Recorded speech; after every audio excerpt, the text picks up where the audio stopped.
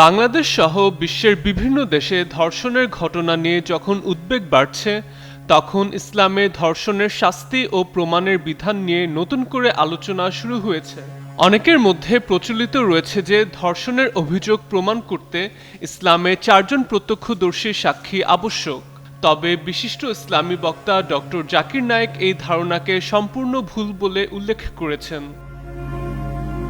আন্তর্জাতিক Islamic satellite ও internet television হুদা টিভিতে প্রচারিত এক আলোচনা অনুষ্ঠানে ডক্টর জাকির নায়েক বলেন, ইসলামী শরীয়তে ধর্ষণ বা প্রমাণের জন্য 4 জন সাক্ষীর শর্ত নেই। তার ভাষ্য অনুযায়ী অনেকেই জিনা বা ব্যভিচারের অভিযোগ প্রমাণের বিধানের সঙ্গে ধর্ষণের বিষয়টিকে গুলিয়ে ফেলেন। তিনি বলেন, কোনো ব্যক্তি যদি কোনো নারী বা পুরুষের বিরুদ্ধে ব্যভিচারের অভিযোগ আনে, তাহলে সেই অভিযোগ প্রমাণের জন্য 4 জন প্রত্যক্ষদর্শী সাক্ষী হাজির করতে হবে, অন্যথায় অভিযোগকারীকে 80টি বেত্রাঘাতের শাস্তি ভোগ করতে হবে। ডক্টর জাকির নায়েকের মতে, ধর্ষণ ও জিনা এক বিষয় নয়। জিনা সংঘটিত হয় উভয় পক্ষের সম্মতিতে, আর ধর্ষণ হলো জোরপূর্বক সংঘটিত অপরাধ।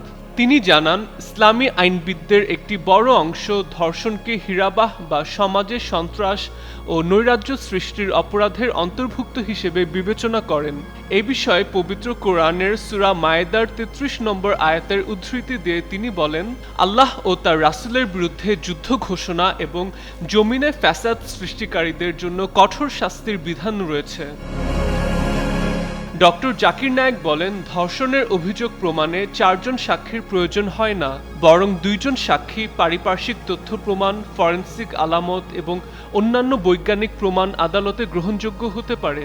বিচারক যদি সব তথ্য প্রমাণ পর্যালোচনা করে নিশ্চিত হন যে অভিযুক্ত ব্যক্তিই অপরাধী, তাহলে ইসলামী আইন অনুযায়ী তাকে মৃত্যুদণ্ড দেয়া যেতে পারে।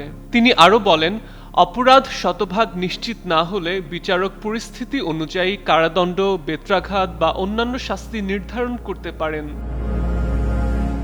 ডক্টর জাকির নায়েকের বক্তব্য অনুযায়ী ইসলামী শরীয়তে ধর্ষণ একটি গুরুতর অপরাধ এবং এর বিচার প্রক্রিয়ায় পারিপার্শ্বিক ও বৈজ্ঞানিক প্রমাণ গুরুত্বপূর্ণ ভূমিকা পালন করে।